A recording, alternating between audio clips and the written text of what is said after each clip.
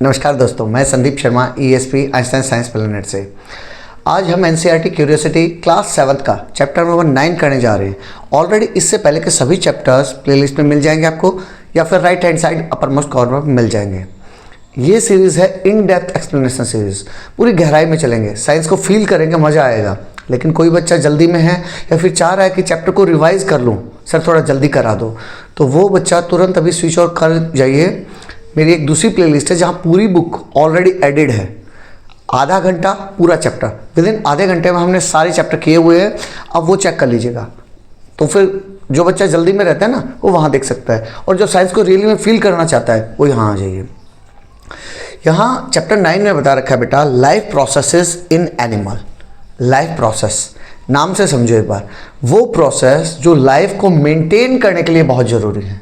वो प्रोसेसेस जो लाइफ को मेंटेन करने में बहुत ज़रूरी हैं।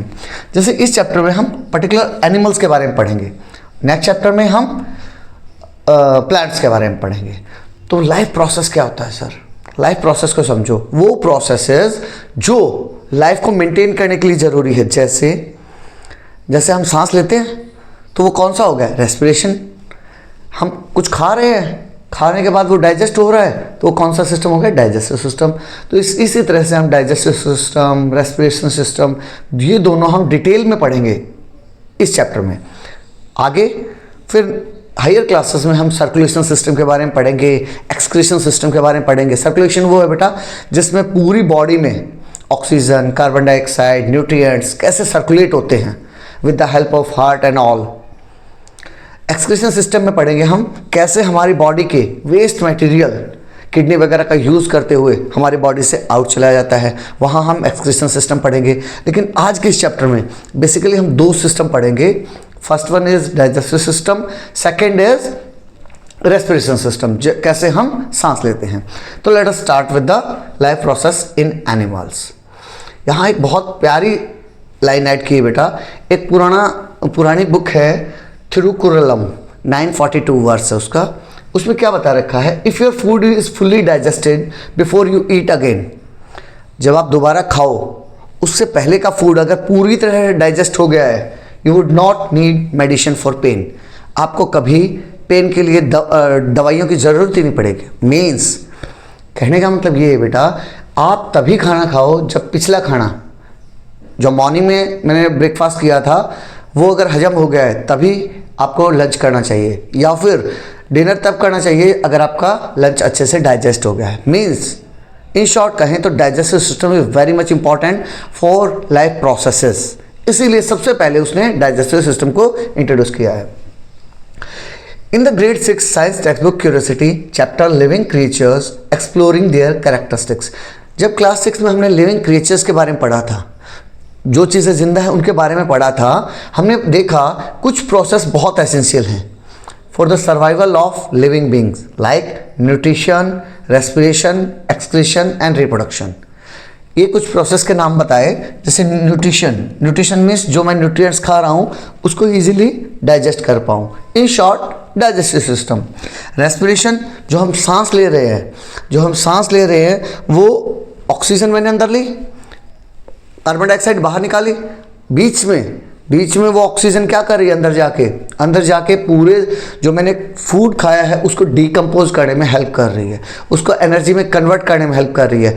ओवरऑल दिस प्रोसेस को हम रेस्पिरेशन कहेंगे। एक्सक्रीशन हमारी बॉडी से टॉक्सिक मटेरियल, वेस्ट मटेरियल बाहर निकालने के प्रोसेस को हम एक्सक्रीशन सिस्टम कहेंगे। एंड द रिप्रोडक्शन मीन्स जैसे एक जनरेशन बेटा आपने देखा है प्लांट्स में छोटे छोटे सीड्स हैं, सीड्स के थ्रू नए प्लांट्स पैदा हो जाते हैं। सिमिलरली ह्यूमन बींग्स में भी या फिर किसी दूसरे जानवर में भी वही चीज़, आदमी से बच्चा पैदा हुआ, फिर आदमी बन गया, फिर बच्चा पैदा हुआ, लाइक दैट, इसे हम रिप्रोडक्शन कहेंगे।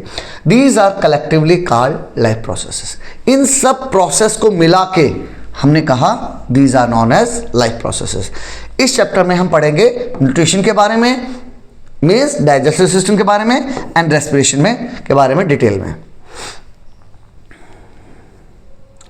ये देखो बेटा, यहाँ डाइजेस्टिव सिस्टम के लिए मैंने एक इमेज ऐड की है। ये आपकी ह्यूमन बॉडी है, तो सबसे पहले डाइजेस्टिव सिस्टम में समझा रखा है, जैसे न्यूट्रिशन के नाम से बुलाया है। वो स्टार्ट कहाँ से होगा? पहले आप खाना खाते हैं तो सबसे पहले क्या करते हैं? रोटी है या राइस है, उसको तोड़ा, सब्जी के साथ लगाया, मुंह में डाल दिया। सबसे पहले कहाँ गई वो चीज़? मुंह में। तो हमारा रेस्पिरेशन सिस्टम स्टार्ट होगा माउथ से। माउथ के अंदर क्या है? माउथ कैविटी है। कैविटी क्या होती है सर? कैविटी वो खाली जगह है, खाली जगह मुंह के अंदर जो खाली जगह जहाँ हमारी टंग, टीथ वगैरह है, उनके बीच में खाली जगह, that is known as mouth cavity. वहाँ से स्टार्ट करके लास्ट में धीरे धीरे oesophagus, stomach, small intestine, large intestine, rectum से होते हुए एनस के थ्रू वो वेस्ट हमारी बॉडी से बाहर चला जाता है। मॉर्निंग में जब आप फ्रेश होते हो ना, तो वो वेस्ट हमारी बॉडी से बाहर चला जाता है। इसी प्रोसेस को न्यूट्रिशन या फिर डाइजेस्टिव सिस्टम कहा गया है। इसको पहले मैं एक बार थोड़ा कहानी की फॉर्म में आपको समझाऊंगा, ताकि आप उसको इजीली फील कर पाओ, फिर एक एक पैराग्राफ पे चलेंगे, फिर एक एक पैराग्राफ को डिटेल में समझाऊंगा। पहले एक बार उसको फील कर लो माउथ से, और उसको फील करने का तरीका बताता हूँ।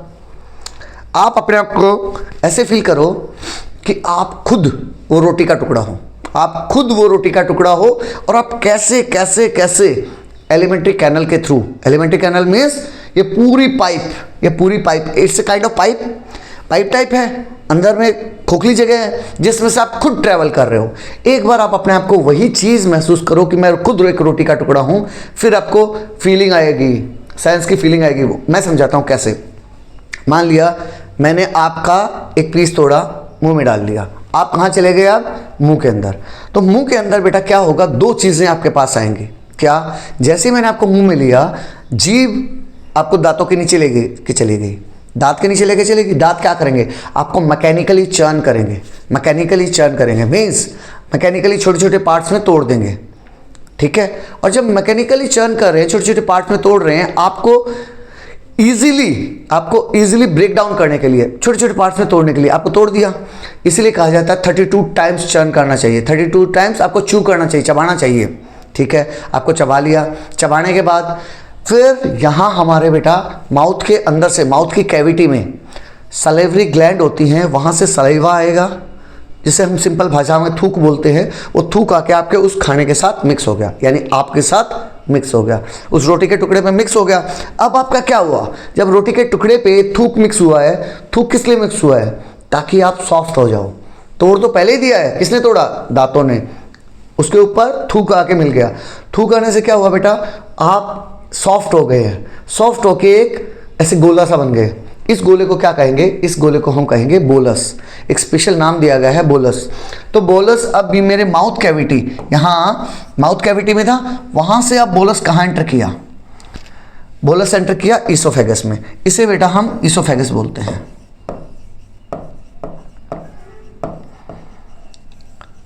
अब यहाँ ईसोफेगस में एंटर किया। एलिमेंट्री कैनल हमारी माउथ से स्टार्ट करके यही पाइप लास्ट एनस तक जो आउट होता है, उसे पूरी को एलिमेंट्री कैनल कहेंगे, मीन्स एक पाइप कहेंगे। वो पाइप कहीं चौड़ा हो जाएगा, कहीं पतला हो जाएगा, कहीं चौड़ा हो जाएगा, कहीं पतला हो जाएगा। जैसे माउथ कैविटी में आपने देखा तो अच्छी खासी जगह थी आपके रहने के लिए, आप आराम से उसमें घूम पा रहे थे, अच्छी खासी जगह थी। जैसे ही ईसोफेगस में आप एंटर किए तो वहाँ जगह पतली हो गई, संकरी हो गई, नैरो हो गई।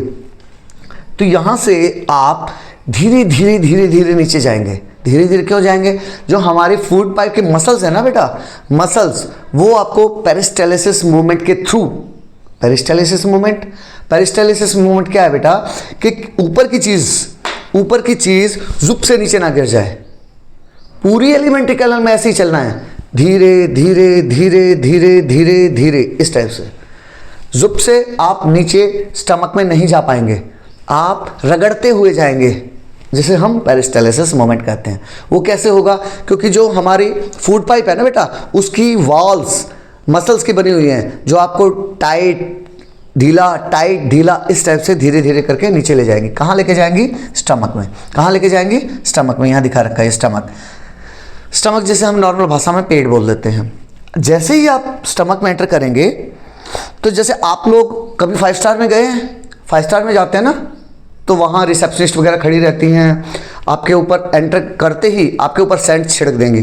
किस लिए? तो आपको एक पॉजिटिव वाइब आए, आपको मज़ा आ जाए, अरे यार क्या बढ़िया 5 स्टार था।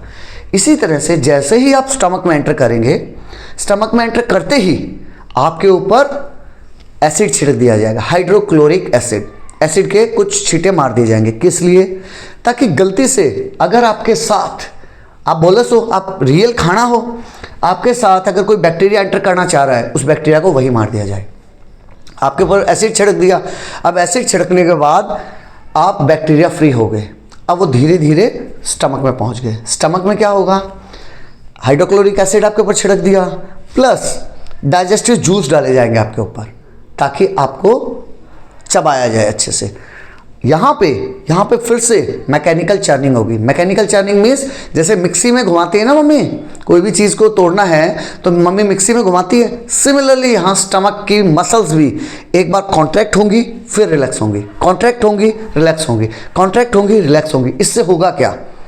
आपका मैकेनिकली चर्निंग हो रहा है, प्लस जो डाइजेस्टिव जूस आपके ऊपर आके गिरा उसने आपको डाइजेस्ट करना शुरू कर दिया।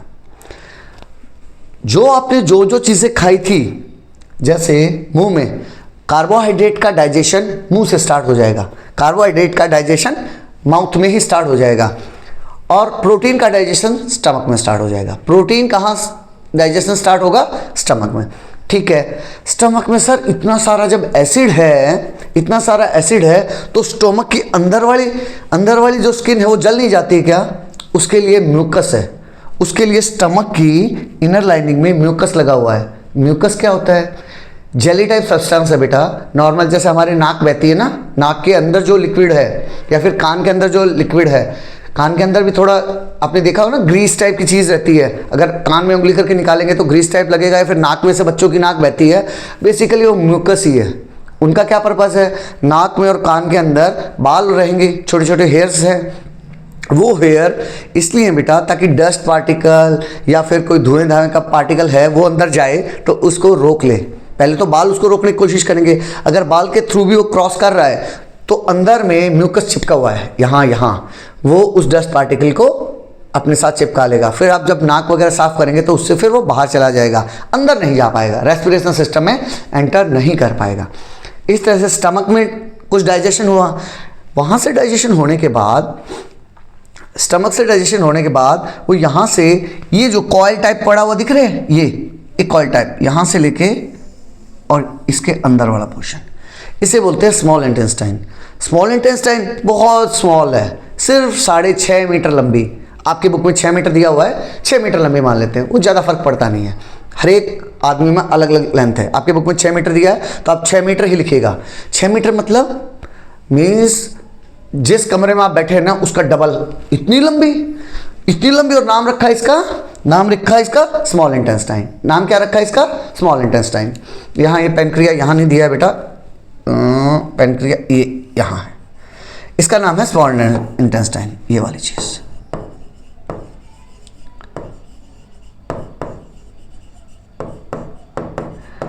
तो स्मॉल इंटेस्टाइन में क्या होगा? आप एंटर किए, स्मॉल इंटेस्टाइन में आपके ऊपर 3 जूस आके गिरेंगे। 3 जूस कौन कौन से? फर्स्ट वन रहेगा इंटेस्टिनल जूस, जो इंटेस्टाइन का खुद का जूस है वो आके गिरेगा। सेकंड, फर्स्ट के बाद कौन सा रहेगा? Second liver bile juice secrete करेगा। लीवर क्या है सर? लीवर एक साइड में, आपके पाइप में नहीं है ये बात ध्यान करना। आप जो कि एक फूड हो, अपने आप को फूड मान रहे हो, आप लीवर में कभी नहीं जाएंगे, आप गैल ब्लैडर में कभी नहीं जाएंगे, आप पैनक्रिया में नहीं जाएंगे। हाँ, लीवर में बाइल जूस सेक्रेट होगा। लीवर क्या सेक्रेट करेगा? बाइल जूस सेक्रेट करेगा। लीवर क्या करेगा? बाइल जूस सेक्रेट करेगा। और लीवर सिर्फ जूस सेक्रेट करता है, लीवर सिर्फ जूस सेक्रेट करेगा। उस जूस को सेक्रेट करना, जब भी मैं सेक्रेट करना बोलूं तो ये समझ लेना वो पैदा करता है बस। तो लीवर ने क्या किया? बाइल जूस पैदा किया, लेकिन उसके पास स्टोरेज की फैसिलिटी नहीं है, उसके पास गोदाम नहीं है। तो गोदाम कहाँ है? गोदाम गैल ब्लैडर के पास है। गोदाम कहाँ है? ये रहा गैल ब्लैडर, जो ग्रीन कलर का दिखा रखा है ना, गैल ब्लैडर के पास है। तो जितना भी बाइल जूस सेक्रेट करेगा वो बाइल जूस हमारा गैल ब्लैडर में आके सेफ रहेगा। जब भी रिक्वायरमेंट होगी तो गैल ब्लैडर से वो स्मॉल इंटेस्टाइन में इंजेक्ट कर देगा। जब भी आप आप एज ए फूड जैसे ही स्मॉल इंटेस्टाइन में आए, आपके ऊपर बाइल जूस के छींटे आ जाएंगे। B for bile juice, B for basic, B for bile juice, B for basic. तो बाइल जूस का नेचर कैसा है? बेसिक है कैरेक्टर में, एसिडिक नहीं है, एसिडिक नहीं है। एसिड सिर्फ HCl था। उसके अलावा अब पैनक्रिया से भी पैनक्रियाटिक जूस आएगा, पैनक्रिया से भी पैनक्रियाटिक जूस आपके ऊपर छींटे मारे जाएंगे। अब जो पैनक्रियाटिक जूस आया वो भी बेसिक है कैरेक्टर में। कैसा है कैरेक्टर में? बेसिक है। तो दो जूस आ चुके, कौन कौन सा? लीवर से बाइल जूस आया, पैनक्रिया से पैनक्रियाटिक जूस आया। तीसरा, स्मॉल इंटेस्टाइन से इंटेस्टाइनल जूस आपके ऊपर आएगा। और यहाँ स्मॉल इंटेस्टाइन में आके फैट का भी डाइजेशन हो जाएगा, फैट का डाइजेशन हो जाएगा, कार्बोहाइड्रेट का डाइजेशन हो जाएगा और प्रोटीन का डाइजेशन हो जाएगा। माउथ में किसका डाइजेशन शुरू हुआ था? माउथ में हुआ था कार्बोहाइड्रेट का, स्टमक में प्रोटीन का, स्मॉल इंटेस्टाइन में फैट का। स्मॉल इंटेस्टाइन में फैट का डाइजेशन शुरू हो गया। फिर डाइजेशन जब शुरू हुआ, डाइजेशन के बाद ये सारा स्मॉल इंटेस्टाइन कितनी लंबी बताई मैंने? 6 मीटर लंबी, 6 मीटर लंबी। उसमें आप धीरे धीरे धीरे धीरे धीरे धीरे घूमते रहेंगे, घूमते रहेंगे, घूमते रहेंगे, आगे आगे सरकते रहेंगे। वहाँ आपकी मुलाकात होगी विलीज से, वहाँ आपकी मुलाकात होगी विलीज से। विलीज क्या है? मान लो बेटा ये पतला सा पाइप है। ये कैसा पाइप है? पतला सा पाइप है। उस पाइप के अंदर आप धीरे धीरे सरक रहे हो। तो आप जो अभी तक खाने का पीस थे, अब तक आपके ऊपर इतने जूस डाल दिए गए, आपको मैकेनिकली च्यू किया गया, मैकेनिकली चर्न किया गया।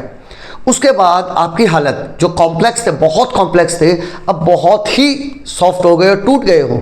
आप न्यूट्रिएंट्स के फॉर्म में टूट गए हो, जो मेरी बॉडी को चाहिए था वो न्यूट्रिएंट्स के फॉर्म में टूट गए हो। तो अब स्मॉल इंटेस्टाइन के अंदर आपको ऐसे पतले पतले बाल जैसे हेयर्स होते हैं ना, हेयर टाइप के स्ट्रक्चर मिलेंगे जिसे हम विलीज बोलते हैं। वो क्या करेंगे? वो आपके अंदर से पूरे न्यूट्रिएंट्स को अब्जॉर्व कर लेंगे, पूरे न्यूट्रिएंट्स को अब्जॉर्व कर लेंगे। और वो अब्जॉर्व करने के बाद किसे दे देंगे? ब्लड को पास कर देंगे। किसे पास कर देंगे? ब्लड को। तो आपके न्यूट्रिएंट्स, जो फूड मैंने जिस पर्पस के लिए लिया था, वो न्यूट्रिएंट्स कहाँ पहुँच गया है? अभी ब्लड के पास पहुँच गया है। और जब ब्लड के पास पहुँच गया है तो फिर वो बॉडी में सर्कुलेट हो जाएगा, तो पूरी बॉडी के पास ब्लड पहुँच जाएगा। उसके बाद अब जब सारे न्यूट्रिएंट्स पूरी बॉडी के पास पहुँच गए तो फिर वहाँ से आप निकलेंगे बिल्कुल एनर्जी खत्म करने के बाद। कहाँ पहुँचे? लार्ज इंटेस्टाइन में। लार्ज इंटेस्टाइन कहाँ है बेटा? ये लार्ज इंटेस्टाइन ये दिखा रखा है, ये बड़ा। यहाँ से स्टार्ट होगा, आप ऐसे ऊपर की तरफ जाएंगे, फिर ऐसे हॉरिजेंटली जाएंगे, फिर नीचे की तरफ जाएंगे और यहाँ से होते हुए यहाँ रेक्टम में इकट्ठे हो जाएंगे। इसे रेक्टम बोलते हैं। यहाँ रेक्टम में आप इकट्ठे हो जाएंगे। किस फॉर्म में? अभी तक क्या था, जब आप स्मॉल इंटेस्टाइन से लार्ज इंटेस्टाइन में एंटर किए तब आप काफ़ी कुछ लिक्विड फॉर्म में थे, काफ़ी कुछ लिक्विड फॉर्म में थे। लार्ज इंटेस्टाइन का मेन पर्पस ही ये है कि आपके अंदर से पूरा वाटर को ऑब्जॉर्व कर लिया जाए, वाटर को ऑब्जॉर्व कर लिया जाए और बहुत से डिफरेंट दूसरे सॉल्ट हैं जिनको ऑब्जॉर्व कर लिया जाए, जो कि बाहर नहीं भेजने हैं, जो कि बाहर नहीं भेजने हैं, उनमें सभी सॉल्ट्स को ऑब्जॉर्व कर लिया जाए। जब सॉल्ट्स बोल रहा हूँ तो नमक मत मानना, सॉल्ट के बहुत फॉर्म होते हैं। ये कॉमन सॉल्ट है, अगर नमक बोलना होगा मुझे तो मैं कॉमन सॉल्ट बोलूँगा, लेकिन जब मैं सॉल्ट्स बोल रहा हूँ तो दूसरे अलग टाइप के सॉल्ट्स होते हैं बेटा, वो ऑब्जॉर्व कर लिए। अब आप जब लार्ज इंटेस्टाइन में धीरे धीरे धीरे धीरे आगे सरकेंगे, पहले ऊपर जाएंगे, फिर हॉरिजेंटल, फिर डाउन और लास्ट में आप रेक्टम में इकट्ठा होते जाएंगे, होते जाएंगे, होते जाएंगे। किस फॉर्म में? सेमी सॉलिड फॉर्म में, जिसे हम स्टूल बोलते हैं। मॉर्निंग में जिसे पास करते हो ना, बॉडी से बाहर निकालते हो, एक्सक्रीटा बोल दीजिए, स्टूल बोल दीजिए, पोटी बोल दीजिए, सेम चीज़, वो आपके रेक्टम में इकट्ठी होगी। फिर लास्ट में एनस के थ्रू आपके बॉडी से बाहर चला जाएगा। जब आपको फीलिंग आएगी ना कि मुझे प्रेशर आ रहा है, उसके बाद वो आपके बॉडी से बाहर चला जाएगा। इस तरह से जो खाना मैंने मुंह में लिया था वहाँ से लेके एनस तक सारी चीज़ें बाहर चली जाएंगी। और ये पूरा का पूरा एक ही पाइप है जिसे हम एलिमेंट्री कैनल बोलते हैं। इसका वाइडेस्ट पार्ट कहाँ मिला आपको? सर स्टमक में मिला, क्योंकि काफ़ी चौड़ा था, काफ़ी चौड़ा था। स्मॉल इंटेस्टाइन सबसे पतली थी, इसीलिए इसे स्मॉल इंटेस्टाइन बोला गया। लंबी कितनी थी? लंबी 6 मीटर थी, लेकिन फिर भी पतली थी, इसीलिए इसे स्मॉल इंटेस्टाइन बोला गया। लार्ज इंटेस्टाइन, सर ये उससे भी लंबी थी क्या? स्मॉल इंटेस्टाइन से भी लंबी नहीं थी क्या? नहीं, ये सिर्फ 1.5 मीटर लंबी थी, लेकिन क्योंकि ये चौड़ी थी इसीलिए इसको लार्ज इंटेस्टाइन बोला गया है। इसके बाद हम एक एक चीज़ को वन बाय वन समझेंगे, जैसा आपकी बुक में दिया हुआ है, जैसा आपकी बुक में दिया है वन बाय वन समझते हैं। ये समझा रखा है आपको। Breaking down of complex food component into simpler form occurs in a long tube called the elementary canal. जो कॉम्प्लेक्स फूड मैंने खाया, जो आप स्टार्टिंग में थे, जिससे मैं एक रोटी का टुकड़ा बोल रहा हूँ, कॉम्प्लेक्स थे, स्टार्टिंग में कैसे थे? कॉम्प्लेक्स थे। Into simpler form, simple form में तोड़ने को। Occurs in a long tube, पूरी ट्यूब के अंदर होगा ये सब, जिसे हम नाम दिया है elementary canal. This process starts in the mouth, mouth में स्टार्ट होगी, एंड एट द एनस, और कहाँ खत्म होगी? लास्ट में एनस पे खत्म हो जाएगी।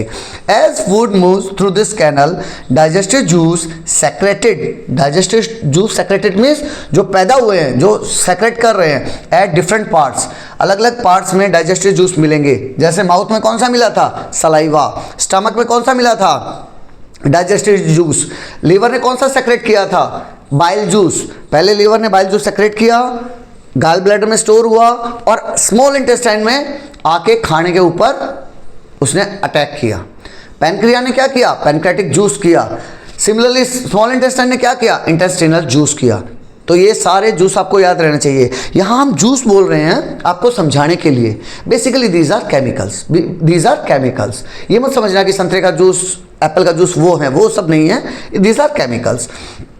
As food moves through this canal, digestive juice secreted at different parts break it down into simpler forms. This simpler forms of food is absorbed by different parts of our alimentary canal. जो last में simple substance में टूट गया, अब जब simple substance में टूट गया उसके बाद वो क्या करेगा? अब्जॉर्ब कर लिया जाएगा different parts of our elementary canal द्वारा, उसको अब्जॉर्ब कर लिया जाएगा and transported to various part of our body to carry out various functions. और फिर हमारी बॉडी को एनर्जी चाहिए, फूड से एनर्जी निकाल ली हमने, अब वो पूरी बॉडी को डिस्ट्रीब्यूट कर दिया जाएगा। इसके थ्रू आपको ये समझाया गया है। आप फिर से वही देख सकते हैं, यहाँ माउथ है, इसोफेगस है जिसे फूड पाइप भी बोलते हैं, ये this one is stomach, J type, उल्टा इन्वर्टेड जे टाइप का स्ट्रक्चर रहेगा। The largest gland of our body that is liver, 500 से भी ज़्यादा टाइप के काम करता है लीवर। आपकी बुक में नहीं दिया है, वैसे बता रहा हूँ, 500 से भी ज़्यादा टाइप के काम अकेला लीवर करता है, बहुत बिजी है। उसके बाद लीवर के बाद दिस इज गैल ब्लैडर जो ग्रीन कलर का दिखाई दे रहा है, नीचे येलो कलर में जो पैनक्रिया दिखा रखा है, and then small intestine, large intestine, this is rectum, and at the last anus. अब न्यूट्रिशन इन एनिमल्स बता रखा है, पूछ रहे हैं क्या सभी में एक जैसा ही होता है क्या? गाय, भैंस, कुत्ता, बिल्ली, बर्ड्स, सांप, बिच्छू या फिर ह्यूमन बीइंग, सभी में एक टाइप का डाइजेशन होगा क्या?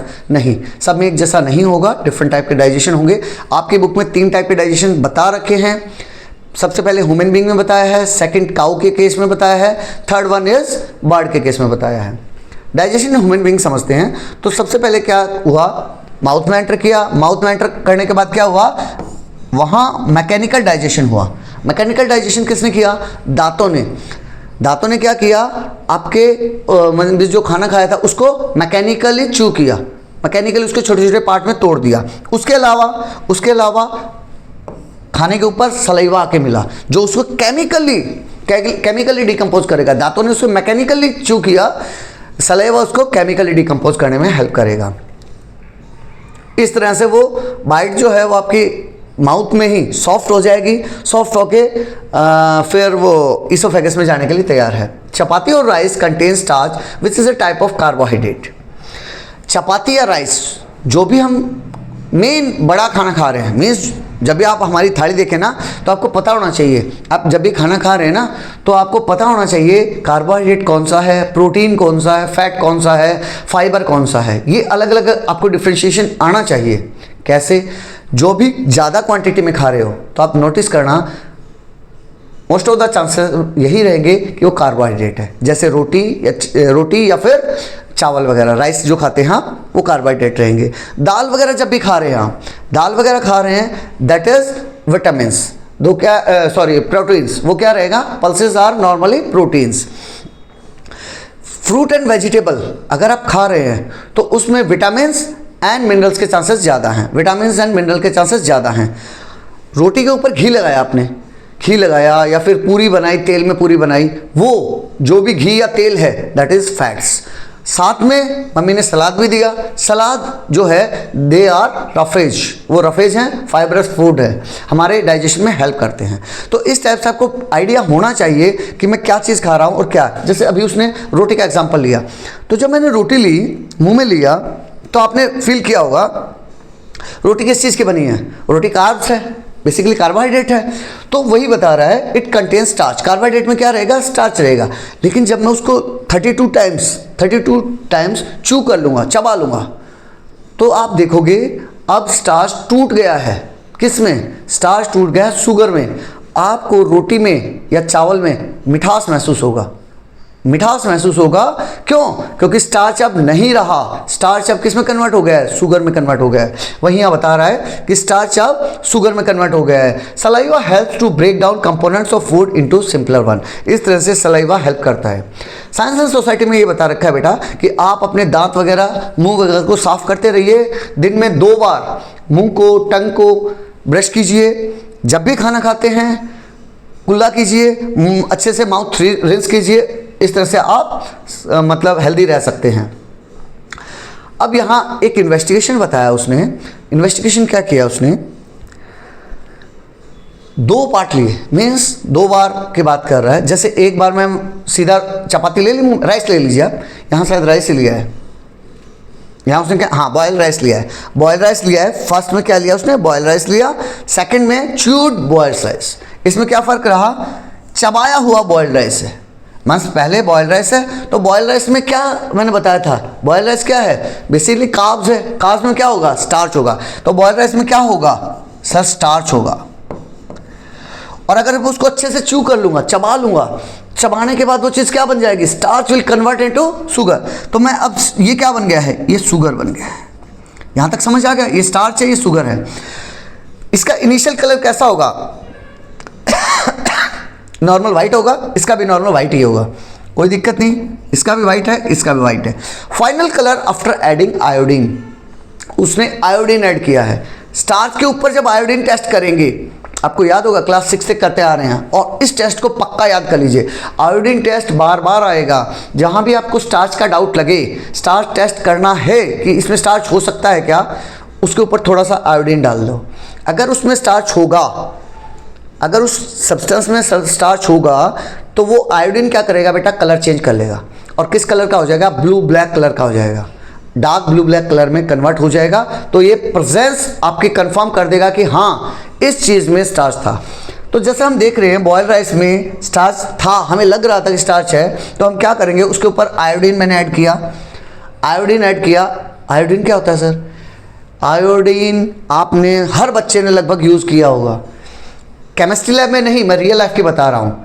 बेटाडीन, लिक्विड बेटाडीन यूज़ की है, बच्चों को चोट लगती है जिसके ऊपर लिक्विड बेटाडीन लगाते हैं। लिक्विड बेटाडीन में भी आयोडीन होता है। आपने उसको ध्यान से देखना, उसके अंदर पढ़ना क्या क्या है, पोविडीन आयोडीन करके लिखा होगा, तो वो भी एक टाइप का आयोडीन ही है। तो स्टार्च पे जब मैंने आयोडीन ऐड किया, तो इसका कलर कैसा हो जाएगा, ब्लू ब्लैक हो जाएगा। कैसा हो जाएगा, ब्लू ब्लैक में कन्वर्ट हो जाएगा ये। और जो च्यू किया हुआ राइस है, अब वहाँ स्टार्च था क्या, नहीं सर, स्टार्च तो कन्वर्ट हो चुका था शुगर में। तो शुगर के ऊपर आयोडीन मिलाऊंगा तो कोई फ़र्क आएगा क्या, नो कलर चेंज। कोई कलर चेंज होगा क्या, नहीं होगा सर, कोई कलर चेंज नहीं होगा। पॉसिबल रीज़न क्या है, पॉसिबल रीज़न ये है कि इसमें अभी भी स्टार्च था, तो स्टार्च का कंफर्मेशन कर दिया कि स्टार्च था। और इसमें कलर चेंज क्यों नहीं हुआ, इसमें इसलिए नहीं हुआ क्योंकि स्टार्च ऑलरेडी शुगर में कन्वर्ट हो चुका था। वही चीज़ यहाँ बता रहा है, what causes the change of colour in test tube A. Test tube A में कलर चेंज क्यों हुआ, हमने देखा। अब आयोडीन टेस्ट के बारे में बताया, हमने क्लास 6 में ही देखा था कि iodine gives a blue black colour. और ब्लू ब्लैक कलर क्या इंडिकेट करता है, इंडिकेट करता है that is there is presence of starch, वहाँ स्टार्च प्रेजेंट है। तो इस तरह से मैं पता चल पाया कि टेस्ट ट्यूब ए में उसने ब्लू ब्लैक कलर दिया, क्यों, क्योंकि राइस में स्टार्च होता है। टेस्ट ट्यूब बी में उसने कलर चेंज नहीं किया। क्यों नहीं किया, क्योंकि स्टार्च ऑलरेडी शुगर में कन्वर्ट हो चुका था और शुगर के साथ वो आयोडीन कन्फर्मेशन नहीं दे सकता। क्यों? क्योंकि आयोडीन स्टार्च के साथ ही रिएक्ट करेगा और ब्लू ब्लैक कलर देगा। ठीक है, अब यहाँ से हमने डाइजेशन स्टार्ट कर दिया, मुंह में च्यू भी हो गया, शुगर में भी कन्वर्ट हो गया। आप महसूस भी कर सकते हैं शुगर में, अगर आप 32 टाइम्स उसको च्यू करेंगे अच्छे से तो आपको रोटी में मिठास आने लग जाएगा, जबकि आपने कोई मिठाई नहीं ली है उसके साथ, फिर भी मिठास आना शुरू हो जाएगा, थोड़ा थोड़ा मीठा शुरू हो जाएगा, जिसे हम अनाज का टेस्ट बोलते हैं। कभी आप भूखे हों तो अच्छे से चबा के खा के देखना, आपको अनाज का टेस्ट महसूस होगा। उसके बाद ये क्या बता रहा है? ये बता रहा है बेटा पेरिस्टालसिस मोमेंट। पेरिस्टालसिस मोमेंट, इसमें नाम नहीं दिया है आपका, इस जो मोमेंट है इसका नाम नहीं दिया है, लेकिन आपको टेक्निक बताइए कि कैसे होगा। मैं आपको एक्सप्लेन कर चुका हूँ। जैसे ही फूड पाइप में आया तो इस फूड पाइप से ऊपर क्या था? माउथ था, नीचे क्या था? स्टमक था। तो माउथ से जब स्टमक में जा रहा था तो जो आपकी फूड पाइप है ये आपका बोलस है। ये क्या है? बोलस, फूड का वो टुकड़ा, फूड का जो टुकड़ा। तो ये जुप से आके नीचे नहीं गिरेगा, ये धीरे धीरे नीचे ऊपर आएगा और नीचे आएगा। कैसे आएगा? यहाँ क्या होगा, यहाँ ऊपर में, यहाँ देख पा रहे हैं मसल्स कॉन्ट्रैक्ट हो गई हैं, टाइट हो गई हैं। साइट ऑफ कॉन्ट्रैक्शन मीन्स वहाँ टाइट है। देखो इस जगह पे भी टाइट है, नज़दीक आ गई हैं, नज़दीक आ गई हैं। और जहाँ फूड होगा वहाँ देखो रिलैक्स हो जाएगा, वहाँ रिलैक्स हो जाएगा, थोड़ा चौड़ा हो जाएगा, फिर धीरे सरकेगा, फिर चौड़ा, फिर धीरे सरकेगा, तो चौड़ा चौड़ा इस टाइप से। ये यहाँ देखो बेटा लास्ट में ये कहाँ चला गया? Movement of food in the food pipe, last में ये कहाँ चला जाएगा? स्टमक में चला जाएगा। इस टाइप से वो चीज़ स्टमक में एंटर कर गई। अब हम दो पार्ट समझ चुके हैं। माउथ को समझ लिया हमने, माउथ के बाद ईसोफेगस को समझ लिया। ईसोफेगस के बाद क्या आएगा? कहाँ एंटर करेगा? स्टमक में। स्टमक में एंटर करने के बाद उसके ऊपर क्या होगा? एसिड के छींटे डाले जाएंगे, एसिड के छींटे डाले जाएंगे, वही बता रहे हैं। स्टमक में क्या होगा? The wall contract and relax to churn the food. Stomach में क्या होगा? वॉल कॉन्ट्रैक्ट करेंगी और रिलैक्स करेंगी फूड को चर्न करने के लिए। जैसे मिक्सी में घुमाते हैं ना, मिक्सी में घुमाते हैं किसी चीज़ को मिक्स करने के लिए, ऐसे ही स्टमक आपका मिक्स करेगा। The churn food is then mix with a secretion from the inner lining of the stomach. उसको इनर लाइनिंग, जो स्टमक की इनर लाइनिंग होगी ना, वो डाइजेस्टिव जूस उसके ऊपर डालेगी। The secretion from stomach contain digestive juice, acid and mucus. Stomach में उसे तीन चीज़ों से मुलाकात हुई, क्या क्या? Digestive juice from the stomach, acid, hydrochloric acid जो मैं बताए थे, एंड म्यूकस। इन तीनों का रोल मैं एक्सप्लेन कर चुका हूँ। एसिड क्या करेगा? कोई बैक्टीरिया वगैरह है उसको मार देगा।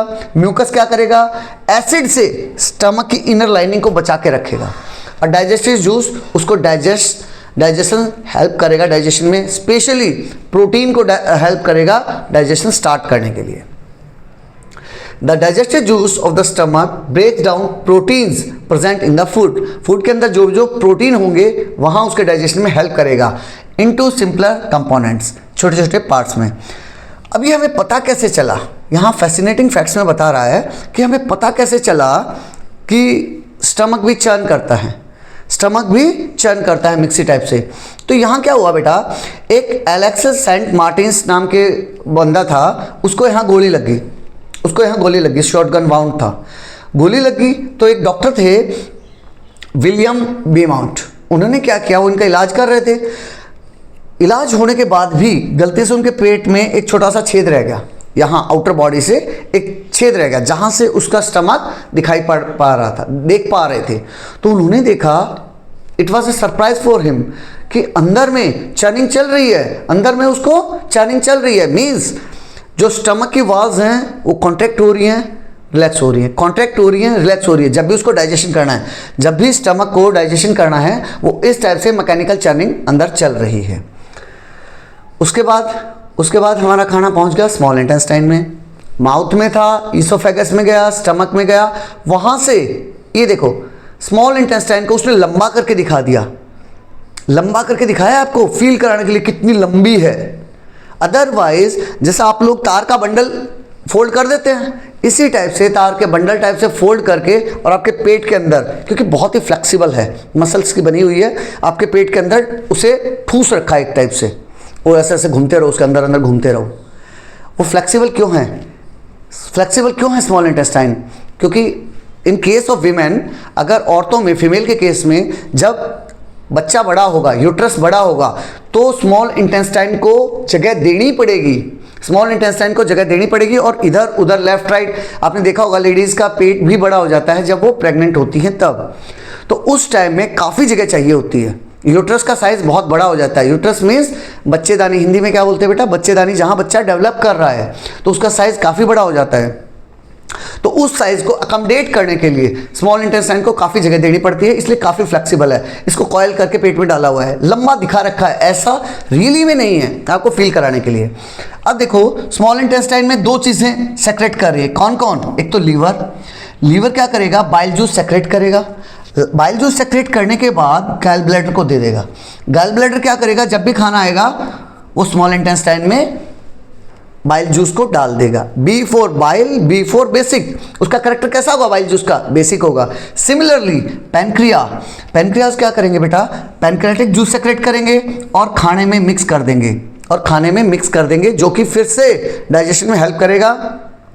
पैनक्रियाटिक जूस भी बेसिक है, पैनक्रियाटिक जूस भी बेसिक है। एक स्टमक में जो एसिड जनरेट हो रहा था, आपने देखा होगा, शादी ब्याह में जाते हो आप, किसी पार्टी में गए, फ्री का मिल गया, दे दबा के छोले भटूरे, मसाला डोसा, ये भी दे दो, आइसक्रीम भी दे दो, वो भी दे दो, जूस भी पी लूँगा, सब पी लूँगा, होता है।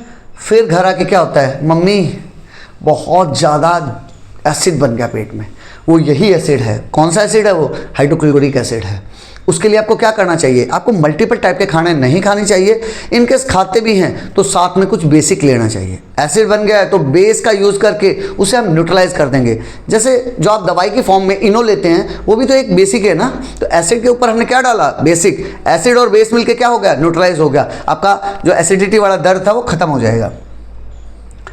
यहाँ यही बता रहा है कितनी मीटर लंबी है, 6 मीटर लंबी है। Small intestine is the longest part of the elementary canal, सबसे लंबी, ये देखो सबसे लंबी है। तो इसको स्मॉल क्यों बोलते हैं, क्योंकि ये पतली है, कंपैरेटिवली पतली है। लार्ज इंटेस्टाइन के कंपैरिजन में लार्ज इंटेस्टाइन मोटी है और स्मॉल इंटेस्टाइन पतली है। The small intestine receive digestive secretions from 3 sources, 3 sources से मिलता है। Inner lining of the small intestine, small intestine की इनर लाइनिंग खुद का इंटेस्टिनल जूस सेक्रेट करते हैं। क्या करेगा, इंटेस्टाइन जूस सेक्रेट करेगा। And 2 more structure, that is liver and the pancreas. Liver का भी जूस आएगा इसमें और पैनक्रिया का जूस भी आएगा और इंटेस्टाइन का खुद का जूस भी आएगा। तो 3 जूस उसके ऊपर ऐड होंगे। वही बता रहा है जो बाइल जूस मैंने बताया था ना, बाइल जूस का नेचर कैसा था, बेसिक था। तो वो न्यूट्रलाइज कर देगा किसको, एसिड को। Present in the food moving down, अगर खाने में अभी भी कुछ एसिड बचा हुआ है तो बाइल जूस क्या करेगा, नेचर उसका बेसिक है तो एसिड के साथ बेस ऐड हो जाएगा, न्यूट्रलाइज हो जाएगा। इस तरह से वो न्यूट्रलाइज कर देगा। Pancreas secrete pancreatic juice, pancreas क्या करेगा, पैनक्रियाटिक जूस सेक्रेट करेगा। जिसका नेचर कैसा है, उसका नेचर भी बेसिक है सर, उसका नेचर भी बेसिक है। और ये क्या करेगा, वही सेम काम करेगा, एसिड को न्यूट्रलाइज करने में हेल्प करेगा। पैनक्रियाटिक जूस यहाँ ब्रेक डाउन करेगा किसको, कार्बोहाइड्रेट को, प्रोटीन को, फैट्स को। कार्बोहाइड्रेट का डाइजेशन शुरू कहाँ से हुआ था, माउथ से। प्रोटीन का डाइजेशन शुरू कहाँ से हुआ था, स्टमक से। फैट का डाइजेशन कहाँ से शुरू हुआ था, स्मॉल इंटेस्टाइन में।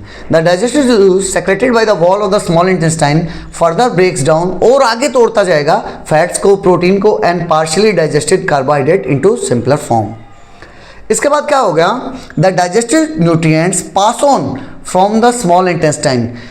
अब स्मॉल इंटेस्टाइन में मेरा फूड है, उसके ऊपर इतने सारे डाइजेस्टिव न्यूट्रिएंट्स आगे उसको सिंपलर पार्ट्स में तोड़ दिया, न्यूट्रिएंट्स अब्जॉर्ब करने का टाइम आ गया है। Into the blood present in the blood vessel, वो ब्लड में छोड़ देगा, जितने भी न्यूट्रिएंट्स अब्जॉर्ब किए ना उनको ब्लड को दे देगा।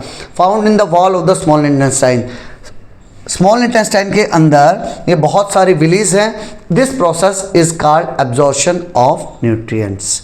इस तरह से न्यूट्रिएंट्स का अब्जॉर्प्शन हो जाएगा यहाँ with the help of villi. ये क्या है विलीज, ये बेटा जैसे हमारे नाक में बाल हैं, कान में बाल हैं, सिमिलरली स्मॉल इंटेस्टाइन के अंदर वाली लेयर में यूं अंदर वाली लेयर है, उसके अंदर चारों तरफ से विलीज हैं। किस लिए हैं, जहाँ भी सरफेस एरिया बढ़ाना हो, जहाँ भी सरफेस एरिया एब्जॉर्प्शन के लिए बढ़ाना होगा ना, वहाँ विली टाइप के या फिर हेयर टाइप के स्ट्रक्चर दे दिए जाएंगे ताकि इजीली अब्जॉर्ब हो पाए। हमारे नाक में, कान में या फिर स्मॉल इंटेस्टाइन में ये विली इसलिए दे रखी हैं ताकि सरफेस एरिया बढ़ जाए और वो इजीली अब्जॉर्ब कर पाए, इजीली अब्जॉर्ब कर पाए। यहाँ वही चीज़ बता रखी है। साइंस एंड सोसाइटी में यहाँ बताया है सीलिएक नाम से एक डिजीज़ रहेगी, जिसमें होता क्या है, कुछ लोगों में दिक्कत आ जाती है कि उनकी बॉडी रिएक्ट करना स्टार्ट करती है विद द ग्लूटेन। अनाज के अंदर मान लिया जैसे गेहूं के अंदर एक ग्लूटेन नाम का सब्सटेंस रहेगा, जिसके साथ मान लिया मुझे ये दिक्कत होगी तो मैं उसको डाइजेस्ट नहीं कर पाऊंगा, मुझे उसके डाइजेशन में दिक्कत आ जाएगी। वही बता रहा है। तो जो कि वीट, बार्ले एंड राई में रहेगा, these reactions damages the inner lining of the small intestine. तो जो उससे रिएक्शन हुआ ग्लूटेन के बीच में और हमारे बॉडी के बीच में, ये जो वीट, बार्ले वगैरह थे, इनके बीच में रिएक्शन होगा और जिस बंदे को ये दिक्कत होगी वो वीट, बार्ले या राई नहीं खा पाएगा। तो उससे क्या होगा, स्मॉल इंटेस्टाइन की इनर लाइनिंग डैमेज हो जाएगी। तो इसलिए डॉक्टर क्या कहेंगे, आपको एलर्जी है ग्लूटेन से।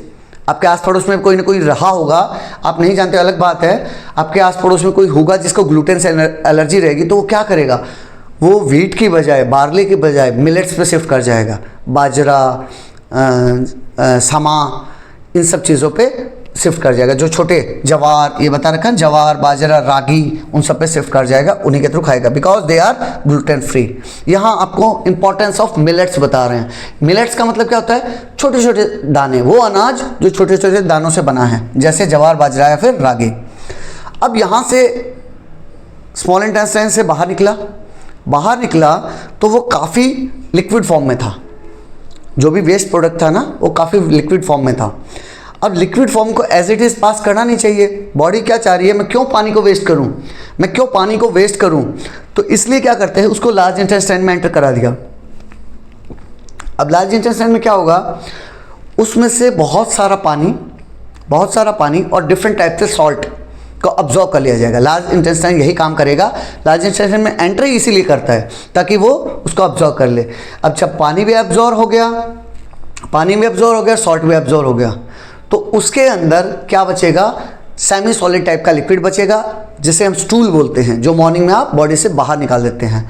आपकी लार्ज इंटेस्टाइन की लेंथ कितनी है, 1.5 मीटर लंबी है, चौड़ाई में थोड़ी चौड़ी है, इसीलिए उसे लार्ज इंटेस्टाइन बोल देते हैं। बाद में जो पूरा सेमी सॉलिड टाइप का सब्सटेंस मिला, जिसे हम स्टूल बोल देते हैं। आप जब यूरिन टेस्ट वगैरह के लिए जाते हैं तो कई बार डॉक्टर बोलेगा स्टूल टेस्ट होगा आपका, तो कहीं गलती से स्टूल, वो स्कूल में स्टूल होता है जिस पे बैठते हैं, वो वाला स्टूल मत समझ लेना। यहाँ बॉडी में, बायोलॉजी में स्टूल का मतलब वो वेस्ट प्रोडक्ट जो आप मॉर्निंग में बॉडी से आउट करते हैं। ये कहाँ रहेगा, रेक्टम में सेव रहेगा। जब आपको फीलिंग आएगी कि आई शुड पास इट, तो एनस के थ्रू आउट चला जाएगा। Finally it is expelled through the anus, वो एनस से बाहर चला जाएगा। A process known as egestion, वो प्रोसेस जिसे हम इजेशन बोलते हैं। यहाँ बेसिकली अभी इसमें 7th क्लास में आपको बताया नहीं है, मैं आपको बता देता हूँ। टोटल जो हमने डाइजेस्टिव सिस्टम पढ़ा उसमें पाँच वो थे बेटा, क्या क्या। फर्स्ट इंजेशन क्या था, इंजेशन का मतलब है जो हमारा डाइजेस्टिव सिस्टम है ना, उसको 5 पार्ट में बांटा गया है। 5 तरीके हैं। पहला इंजेशन, माउथ में लेना, जो भी फूड मुझे खाना है उसको माउथ में लेने के प्रोसेस को इंजेशन बोलते हैं। सेकंड इज डाइजेशन में क्या होता है, डाइजेशन में जो भी कॉम्प्लेक्स सब्सटेंस मेरी बॉडी में गए, उसको सिंपल सब्सटेंसेस में तोड़ना, सिंपल पार्ट्स में तोड़ना is known as digestion. Third one is absorption. आपकी बुक में एब्जॉर्प्शन के बारे में दिया हुआ है। एब्जॉर्प्शन किसने किया था, अभी हमने पढ़ा। एब्जॉर्प्शन किसने किया था, एब्जॉर्प्शन किया था विलीज ने। विलीज क्या करेंगे, उसमें से न्यूट्रिएंट्स निकाल लेंगे। मैंने खाना खाया इंजेशन में, डाइजेशन में उसको सिंपल सब्सटेंसेस में तोड़ दिया, एब्जॉर्प्शन में जो न्यूट्रिएंट्स थे उसको मैंने अब्सॉर्ब कर लिया। फोर्थ रहेगा एसिमिलेशन। इसमें क्या होगा, assimilation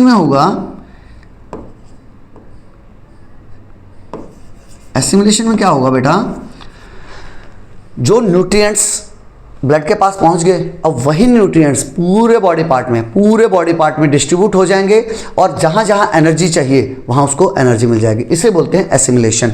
and at the last 5th one is egestion. Egestion क्या है, इजेशन के थ्रू इजेशन है मेरी बॉडी से सारे वेस्ट पार्ट को मैंने बाहर निकाल दिया, that is egestion. Fascinating facts में बता रहा है the large intestine contains various small living organism such as bacteria. Large intestine में बहुत सारे बैक्टीरिया होते हैं। क्या बात कर रहे हो सर, हमारे पेट में बैक्टीरिया? हाँ बेटा, आपके पेट में बहुत सारे बैक्टीरिया हैं, but they are good bacteria. They help in digestion, वो डाइजेशन में आपकी हेल्प करते हैं। They help in keeping our digestive system healthy, वो हेल्दी रखने में हेल्प करते हैं। They break down undigested food specially fibre, वो फाइबर को तोड़ने में हेल्प करते हैं। फाइबर जब मैं भी कहूँ बार बार तो आपको धागे महसूस होने चाहिए। जहाँ भी आप रफेज खा रहे हो, मीन्स सलाद वगैरह खा रहे हो, खीरा देखा है आपने, खीरा, ककड़ी, टमाटर, उसमें आपको फाइबर्स टाइप की चीज़ें दिखाई दी होंगी जिसे हम रफेज बोलते हैं।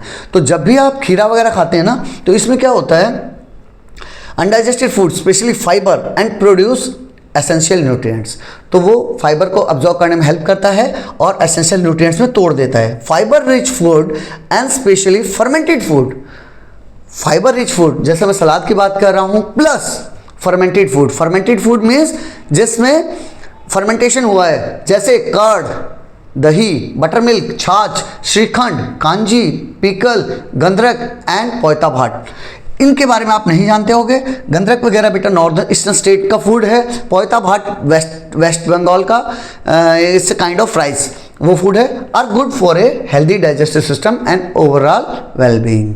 वो हेल्दी डाइजेस्टिव सिस्टम में ये जितने भी खाना बताए ना, तो इसीलिए अपने खाने में आप सलाद, कर्ड, मिल्क, श्रीखंड, कांजी, गंधरक वगैरह ऐड कर सकते हैं।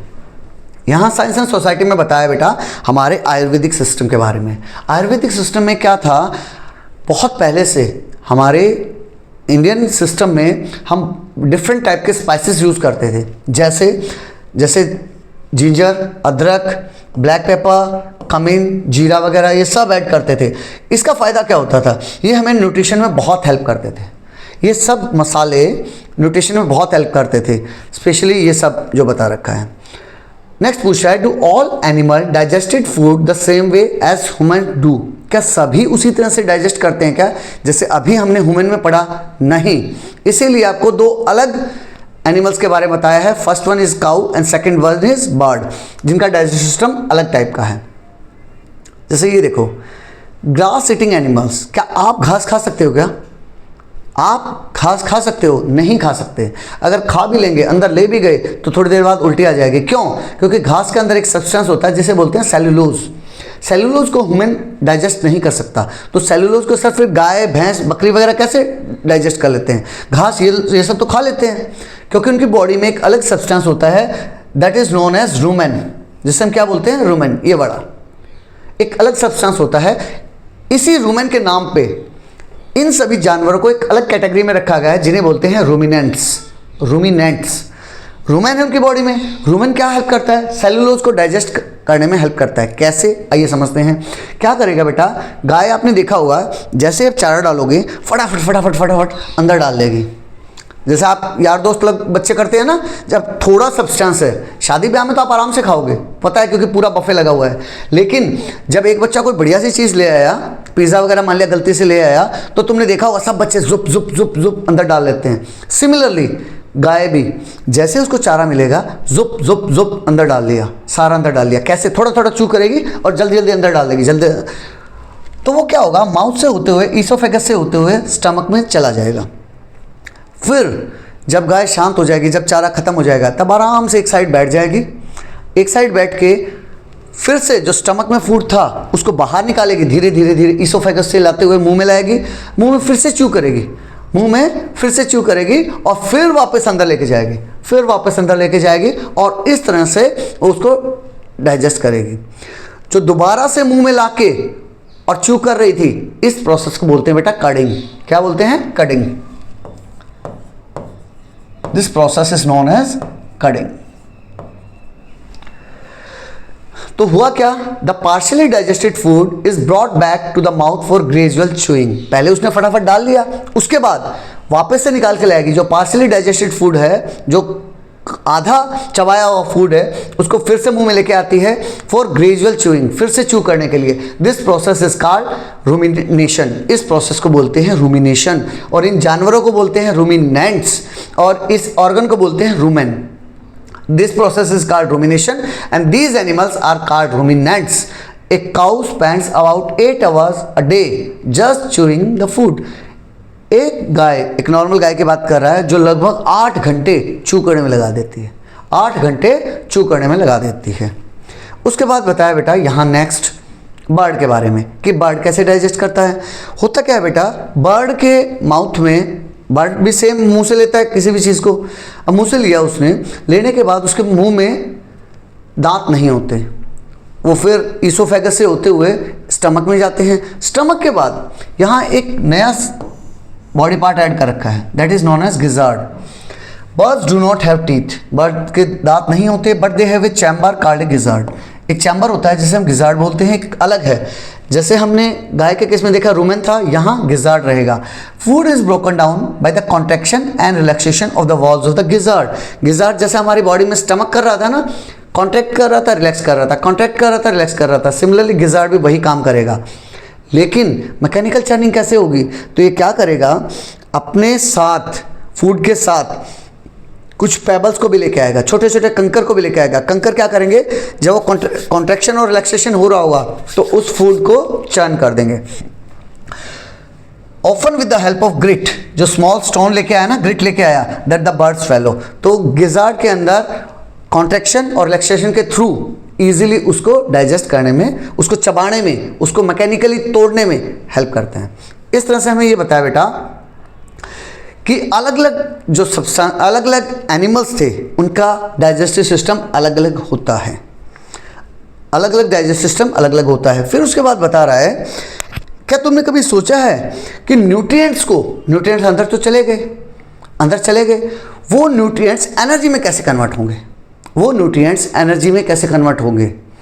उसके लिए हम एक अलग प्रोसेस पढ़ेंगे जिसे हम रेस्पिरेशन बोलते हैं. रेस्पिरेशन मीन्स जो हमारी सांस लेने वाली प्रक्रिया है ना, उसे सिर्फ ब्रीथिंग नहीं, उसके साथ कुछ एडिशनल भी रहेगा. आइए समझते हैं कैसे. अभी रेस्पिरेशन में वही बता रहा है आपको.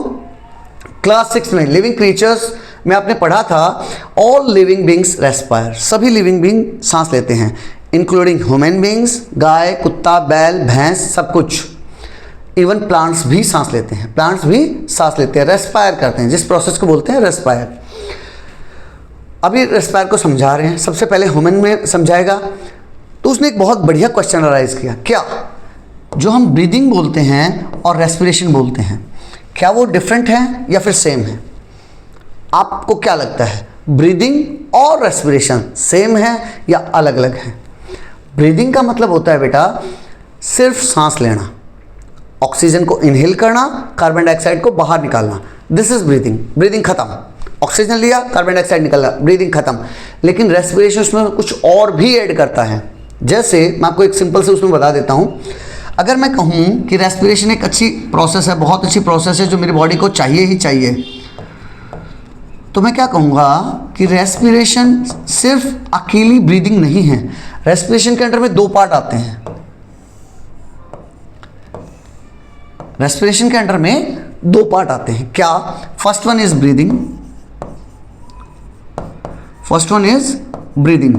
सेकेंड वन इज न्यूट्रिएंट्स को तोड़ना, न्यूट्रिएंट से एनर्जी निकालना. इन शॉर्ट कहें तो हम ब्रेकिंग डाउन ऑफ न्यूट्रिएंट्स. जो मैंने खाना खाया, ब्रेकिंग डाउन ऑफ फूड बोल दीजिए आप, ब्रेकिंग डाउन ऑफ फूड. इन दोनों को मिला के रेस्पिरेशन बनता है. तो क्या ये दोनों प्रोसेस एक ही है, ब्रीदिंग और रेस्पिरेशन? नहीं सर, दोनों अलग अलग हैं. ब्रीदिंग रेस्पिरेशन का ही एक पार्ट है, whereas breaking down of food जब ऐड हो जाएगा ब्रीदिंग में तब वो रेस्पिरेशन बनेगा. भाई मैंने ऑक्सीजन इनहेल कर ली, ऑक्सीजन इनहेल करके काम क्या करेगी अंदर जाके? ये करेगी breaking down of food, food को तोड़ने में, उससे न्यूट्रिएंट्स निकालने में हेल्प करेगी. न्यूट्रिएंट्स निकाल लिए, उसके बाद जो वेस्ट था वो मेरी बॉडी से हवा बाहर निकलनी थी, वो ब्रीदिंग के थ्रू कार्बन डाइऑक्साइड के फॉर्म में मेरी बॉडी से बाहर आ जाएगी. इस तरह से हम ये समझ पाए कि ब्रीदिंग और ब्रेकिंग डाउन ऑफ फूड मिलकर रेस्पिरेशन बनाते हैं. रेस्पिरेशन क्या है? Basically respiration is a chemical process. Respiration क्या है बेटा? एक केमिकल प्रोसेस है जिसमें फूड को हम सिंपल सब्सटेंसेस में तोड़ देते हैं. लेकिन ब्रीदिंग क्या है? एक फिजिकल प्रोसेस है. ब्रीदिंग क्या है? फिजिकल प्रोसेस है, इनहेल करना और एक्सहेल करना, बस। तो ये फिजिकल प्रोसेस है, ये केमिकल प्रोसेस है। अब पूछ रहा है हाउ डू वी ब्रीथ, हम सांस कैसे लेते हैं? The process of inhaling and exhaling air is called breathing. मैंने जो बताया था इनहेल करना और एक्सहेल करना, वो ब्रीदिंग कहलाता है। It is difficult to live without food for a week. आप खाने के बिना एक हफ्ते रह सकते हैं, पानी के बिना 1 या 2 दिन रह सकते हैं, लेकिन without breathing we usually can not survive more than a few minutes. अगर आप सांस 5 मिनट भी ना लो, खत्म कहानी। सांस इतना इंपॉर्टेंट है, यही बता रहा है आपको। उसके बाद यहाँ रेस्पिरेटरी सिस्टम के बारे में बता रहा है, पूरा रेस्पिरेटरी, भाई हम सांस कैसे लेते हैं, इनहेल कैसे करते हैं, एक्सहेल कैसे करते हैं, उसके लिए रेस्पिरेटरी सिस्टम समझा रखा है आपको। ह्यूमन का रेस्पिरेटरी सिस्टम समझा रखा है। स्टार्ट करते हैं। The respiratory system begins with a pair of nasal opening called nostrils. Start कहाँ से होता है? हमारे नॉस्ट्रिल से स्टार्ट होता है। ये 2 आपको दिखाई दे रहे हैं, this is nostril through which we inhale and exhale air. इसमें क्या होता है, सिंपल सा बताता हूँ कहानी की फॉर्म में एक बार समझा देता हूँ। पहले नॉस्ट्रिल से एंटर करते हैं। एंटर क्या करेगा? हवा एंटर करेगी, नॉर्मल हवा, एयर। एयर में क्या है? ऑक्सीजन भी है, कार्बन डाइऑक्साइड भी है, सब कुछ है, और डस्ट पार्टिकल्स भी हैं, धुआं भी है। तो वो जब नॉस्ट्रिल से एंटर करेंगे तो नाक के अंदर में ऐसे बाल लगे हुए हैं, ऐसे बहुत से बाल लगे हुए हैं, हेयर्स हैं, जो उस डस्ट पार्टिकल को पकड़ लेंगे। अगर उनके पकड़ में नहीं आया तो क्या होगा? म्यूकस लगा हुआ है, एक लिक्विड है, जेली टाइप सब्सटेंस है जिसे म्यूकस बोलते हैं, वो उसको पकड़ने की हेल्प करेगा। उसके बाद फिर वहाँ से नेसल पैसेज के होते हुए यहाँ विंड पाइप में पहुँच जाएगा। यहाँ हमारे गले में 2 पाइप होते हैं। First one is this one food pipe, जिसे हम इसोफेगस बोलते हैं, अभी भी मैंने पढ़ा था। सेकंड इज विंड पाइप, जिससे हवा एंटर करती है, अब यहाँ से ये विंड पाइप, यहाँ से नेजल पैसेज से होते हुए विंड पाइप यहाँ आ गया। यहाँ के ये विंड पाइप 2 पार्ट में डिवाइड हो जाता है, एक इधर और एक इधर। मैं इसका कलर चेंज कर लेता हूँ, एक इधर हो जाएगा, एक इधर कन्वर्ट, इधर चेंज हो जाएगा, एक इधर एक इधर। अब यहाँ जब 2 पार्ट में डिवाइड हो गया तो एक लंग लेफ्ट साइड में, ये वाला लेफ्ट, ये वाला राइट लंग, और this one is left lung. ये बात ध्यान करना बेटा, जब आप लिखेंगे तो पेज में आपको उल्टा दिख रहा होगा। अगर लेफ्ट लंग, कोशिश ये करना लंग लिख देना, क्योंकि अगर ये देखो, अगर मैं ध्यान से देखूं, ये मैं यूं देख रहा हूं तो मुझे ये लेफ्ट लंग दिखेगा, उल्टा दिखेगा। आप समझ रहे हो? क्योंकि आपकी बॉडी के हिसाब से बता रखा है। तो लंग को लिखते वक्त सोच के लिखना। तो एक लेफ्ट लंग हो गया, एक राइट लंग हो गया। उसमें क्या हुआ, एंटर करने के बाद ये देखो अलग, जैसे रूट्स होती है ना, जड़ें, उस टाइप से ये जो मेरा विंड पाइप था बहुत से छोटे छोटे पार्ट्स में डिवाइड हो जाता है, बहुत से छोटे छोटे पार्ट में डिवाइड हो जाता है, जैसे जड़ें हैं। और वो जो जड़ें हैं, जड़ हैं, जो रूट्स हैं, वो लास्ट में किसी का भी लास्ट देखो, कहीं भी लास्ट देखो, एक छोटे से पार्ट के पास जाके ख़त्म होंगी, जिसे हम एल्वियोली बोलेंगे। वही रियल काम करने वाला बंदा है। जैसे लड़ाई में कौन लड़ता है? सिपाही लड़ता है। लेकिन जीत किसकी मानी जाती है? कमांडर की मानी जाती है। कमांडर क्या सही में बंदूक लेके जाता है क्या? नहीं। सिमिलरली यहाँ रियल काम कौन कर रहा है? एल्वियोली कर रहा है। एक्सचेंज ऑफ गैसेस कौन कर रहा है? एल्वियोली कर रहा है। ऑक्सीजन को ऑब्जर्व करना, कार्बन डाइऑक्साइड को वापस देना, ऑक्सीजन को ऑब्जर्व करना, कार्बन डाइऑक्साइड को वापस देना, ये काम कौन किया? एल्वियोली किया। ना तो ये ब्रोंकाई किया, ना ये विंड पाइप किया, ना नॉस्ट्रिल ने किया, ना नेजल पैसेज ने किया। इनमें से किसी ने नहीं किया। किसने किया? एल्वियोली ने। रियल काम किसने किया? एल्वियोली ने। नाम किसका हुआ? पूरे रेस्पिरेशन सिस्टम का हुआ। नाम किसका हुआ? लंग्स का हुआ। लंग्स में रियल काम किसने किया? एल्वियोली ने किया। अब लंग्स को सेफ रखने के लिए आप ये देखो बेटा, आपके यहाँ ये हड्डियाँ दिखाई दे रही, you can feel it very easily. इन्हें बोलते हैं रिब केज, रिब्स बोलते हैं, और रिब्स का एक पिंजरा बना हुआ है, इसीलिए इसको रिब केज बोलते हैं। क्यों? ये रिब केज क्यों नेचर ने हमें दिया? सच दैट जितने भी हमारे सोफिस्टिकेटेड बॉडी पार्ट्स हैं ना बेटा, उनको इस रिब केज के अंदर सेफ रखा हुआ है। उसके बाद नीचे देखो, ये वाली चीज़ जो ये जिसको मैंने ग्रीन से वो किया है, इस टाइप से डायफ्राम रहेगा। डायफ्राम का क्या काम है? डायफ्राम जब हम सांस लेंगे ना तब हेल्प करेगा, उसको हम डिटेल में भी समझते हैं। यहाँ वही चीज़ बता रखा है, the inhaled air passes into a pair of small passage called the nasal passage. वो वहाँ से फिर क्या है, नेसल पैसेज के पास पहुँच जाएगा। Have you notice tiny hair inside your nostril? आपने अपने नाक में नॉस्ट्रिल के अंदर छोटे छोटे बाल देखे होंगे। These hair along with mucus, ये हेयर किसके साथ मिलके, म्यूकस के साथ मिलके help trap dust and dirt particle from the air, dust और डर्ट को अब्जॉर्व कर लेंगे। This is why we should breathe through the nose and not through the mouth.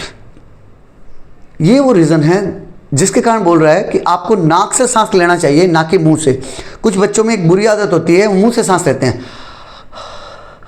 तो इससे क्या होगा, जब मैं मुंह से सांस लूँगा तो वो एयर जो मैं इनहेल कर रहा हूँ वो एज इट इज़ अंदर चली जाएगी, मेरे विंड पाइप में चली जाएगी, जिसके साथ डस्ट पार्टिकल, डर्ट पार्टिकल अंदर चले जाएंगे, बैक्टीरिया अंदर चले जाएंगे, जिसके अगर मैं नाक से लेता तो जिसको वो हेयर एंड म्यूकस रोक पाते। From the nasal passage the air reaches our lungs through the wind pipe. वहाँ से होते हुए लंग्स के पास पहुँचती है थ्रू द विंड पाइप। हवा कहाँ पहुँचती है, लंग्स के पास। The wind pipe forms two branches. यहाँ विंड पाइप पहुंच के इस पॉइंट पे दो पार्ट में डिवाइड हो जाता है, टू ब्रांचेस में डिवाइड हो गया, which enters the two lungs, अलग अलग लंग्स बन गए। In the lungs these branches further divide into smaller and finer branches. यहाँ देखो बेटा, जो इधर वाला लंग है लेफ्ट वाला, उसका रिब केज बाहर का पोर्शन दिखा रखा है, लेकिन राइट वाले में ध्यान से देखो, राइट वाले में बहुत से छोटे छोटे पार्ट में डिवाइड हो गया है।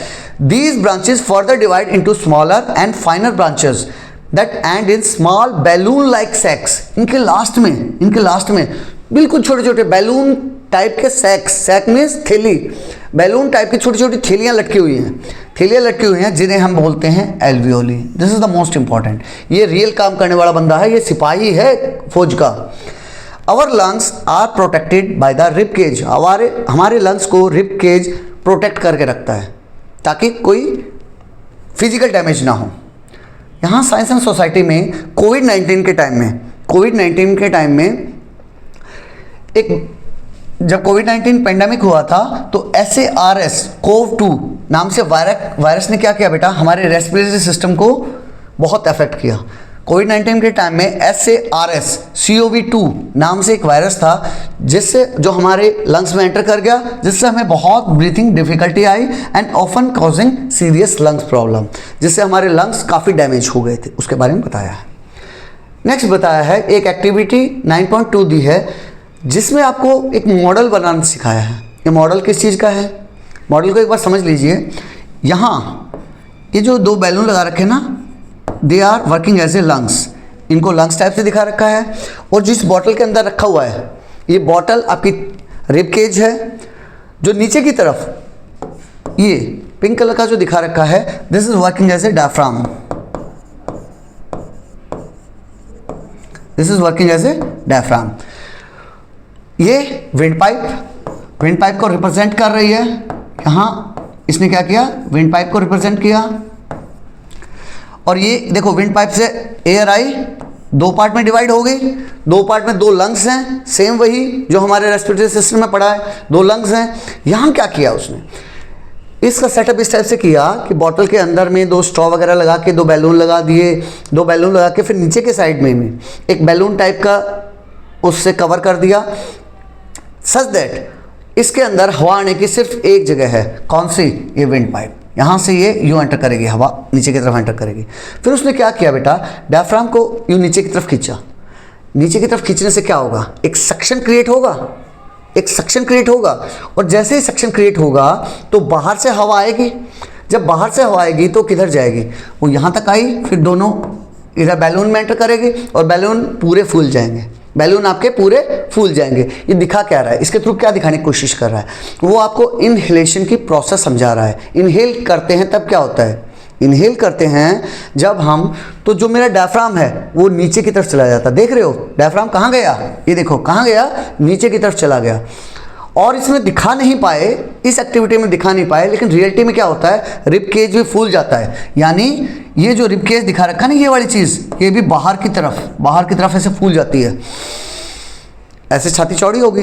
अब देखो, जब मैंने इनहेल किया तो मेरे विंड पाइप से होते हुए एयर अंदर गई, दोनों ब्रोंकाई के थ्रू होते हुए दोनों लंग्स के पास चली गई, और जब लंग्स में हवा भरी तो मेरा रिब केज भी बाहर की तरफ फूल जाएगा, ऐसे बाहर की तरफ फूल जाएगा। और जो नीचे नीचे रिब केज किसके ऊपर, ये अपना लंग्स किसके ऊपर टिके हुए हैं, लंग्स टिके हुए हैं यहाँ इस इमेज में देखो, लंग्स किसके ऊपर टिके हुए हैं, यहाँ डायफ्राम के ऊपर टिके हुए हैं। तो जैसे ही मैंने इनहेल किया, एयर इज ड्रॉन इन, जैसे ही मैं एयर अंदर की तरफ लूंगा तो रिब केज ये देखो बाहर की तरफ, रिब मूव्स आउटवर्ड, ये इधर बाहर की तरफ चले जाएगा, इधर बाहर की तरफ चला जाएगा, इधर, और डायफ्राम नीचे की तरफ चला जाएगा, डायफ्राम नीचे की तरफ चला जाएगा। क्यों?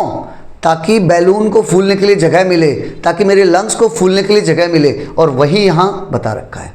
बैलून मेरे फूल गए और बैलून के लिए जगह बना दी मैंने डायफ्राम को नीचे की तरफ करके। इस एक्टिविटी के थ्रू सिर्फ डायफ्राम की एक्टिविटी समझा रखी है। अगर कोई आपके पास और दूसरा तरीका हो जिससे हम रिब को भी फैला सकें तो वो और अच्छा रहेगा।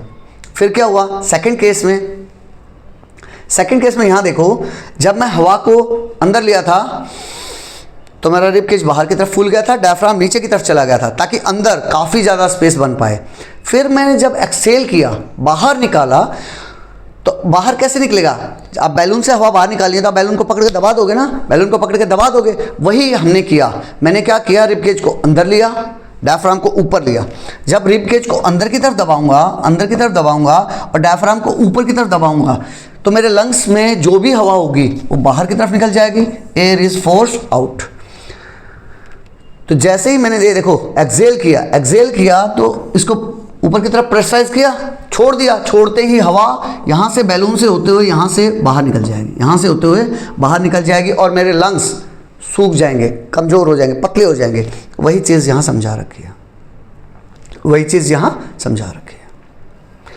नेक्स्ट, साइंस एंड सोसाइटी में बेटा जो हमारे कल्चर में ब्रीदिंग प्रैक्टिसेस यूज़ की जाती थी बहुत पहले से हेल्दी लाइफस्टाइल के लिए, जो प्राणायाम वगैरह, आजकल योगा, कोविड-19 के बाद योगा बहुत फेमस हुआ, उन सब में हमें प्राणायाम वगैरह के बारे में बता रखा है। प्लस लद्दाख के जो पीपल हैं वहाँ बहुत सर्दी होती है तो वहाँ को रेस्पिरेटरी सिस्टम मेंटेन करना जरूरी है। तो वो लोग क्या करते हैं बेटा, एक तुम्बो नाम की ब्रीदिंग एक्सरसाइज करते हैं जिससे कि उनके लंग फंक्शन अच्छे से काम कर पाएँ और अपनी बॉडी को वो वार्म भी रख सकते हैं।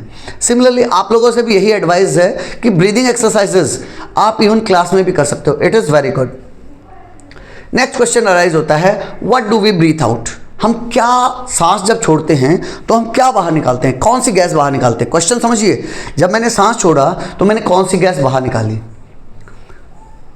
ये 6th क्लास के बच्चे को पता है। हम लेते क्या हैं? ऑक्सीजन। छोड़ते क्या हैं? Carbon dioxide. तो इसको कंफर्म करते हैं, इस एक्टिविटी के थ्रू हम कंफर्म करते हैं। कैसे कंफर्म करें? जब भी बेटा कार्बन डाइऑक्साइड का नाम आए, जब भी कंफर्मेशन कार्बन डाइऑक्साइड का आए, जैसे मैंने अभी पहले बताया था आयोडीन टेस्ट वाला था, कब? जब स्टार्च का कंफर्मेशन करना हो तो आयोडीन टेस्ट करना, जब कार्बन डाइऑक्साइड का कंफर्मेशन करना हो तो लाइम वाटर टेस्ट कर लेना। लाइम वाटर क्या होता है? चूने का पानी। चूने के पानी के, जैसे ही चूने के पानी पे आप कार्बन डाइऑक्साइड डालोगे तो चूने का पानी वाइट, मिल्की वाइट कलर में कन्वर्ट हो जाएगा। This is the confirmation test for carbon dioxide. तो अब हम क्या करेंगे, इस एक्टिविटी में क्या किया बेटा, 2 टेस्ट ट्यूब ली उसमें, test tube A, test tube B. Test tube A में लाइम वाटर ऐड किया, टेस्ट ट्यूब बी में भी लाइम वाटर ऐड किया, दोनों में लाइम वाटर है। पहली में हम एक पिचकारी के थ्रू, पिचकारी में पहले एयर भरेंगे। जब पिचकारी में आप हवा खींचते हो, पिस्टन पीछे की तरफ खींचते हैं, तो एक बात बताओ, पिस्टन जब मैंने पीछे खींचा तो आगे से क्या चीज़ उसके अंदर एंटर करेगी? सर उसके अंदर साइड में चारों तरफ एयर है तो सर एयर ही एंटर करेगी। एयर में तो सब कुछ होगा, एयर में नाइट्रोजन भी होगा, ऑक्सीजन भी होगा, कार्बन डाइऑक्साइड भी होगा, आर्गन भी होगा, सब कुछ होगा ना। हाँ, तो इसका मतलब पिचकारी में क्या चीज़ एंटर किया? एयर। अब उसी पिचकारी को, ये देखो, अब उसी पिचकारी को मैं वापस इसमें डाल रहा हूँ। जो भी चीज़ थी उसके अंदर, आई डोंट नो क्या था, क्या था? एयर था। तो जब मैं लाइम वाटर में एयर ऐड करूँगा तो कुछ होगा क्या? कुछ नहीं होगा सर, बुलबुले बनेंगे, बुलबुले बनेंगे और कुछ नहीं होगा। सेकंड केस में टेस्ट ट्यूब बी में उसने क्या किया, पिचकारी की जगह अपने मुंह से हवा भर रहा है। बच्चा क्या किया, अपने मुंह से फूंक किया। अपने मुंह से फूंक किया तो एक बात बताओ, आपकी बॉडी से क्या चीज़, कौन सी ऑक्सीजन या कार्बन डाइऑक्साइड, कौन सी गैस बाहर आती है? ऑक्सीजन आती है, कार्बन डाइऑक्साइड क्या आती है? सर कार्बन डाइऑक्साइड आती है। तो अगर वो कार्बन डाइऑक्साइड निकाल रहा है, जो हमें लग रहा था, उसने क्या निकाला, कार्बन डाइऑक्साइड, किसके साथ मैच किया, लाइम वाटर के साथ। तो जब कार्बन डाइऑक्साइड और लाइम वाटर मिक्स होंगे तो क्या बना देंगे, कार्बन डाइऑक्साइड और लाइम वाटर मिलके कैल्शियम कार्बोनेट बना देंगे। कैल्शियम कार्बोनेट कैसा होता है, मिल्की वाइट कलर का होता है और पानी में इनसॉल्युबल होता है, पानी में मिक्स नहीं होगा, और मिक्स नहीं होगा तो इसका कलर कैसा हो जाएगा, मिल्की वाइट कलर का हो जाएगा। किस कलर का हो जाएगा, मिल्की वाइट। जैसे मिल्की वाइट कलर हुआ तो मैंने कंफर्म बोल दिया कि मेरे मुंह से जो हवा निकल रही थी उसमें क्या था, उसमें कार्बन डाइऑक्साइड मेजोरिटी में था, मीन्स कार्बन डाइऑक्साइड की मात्रा ज़्यादा थी। वही यहाँ समझा रखा है।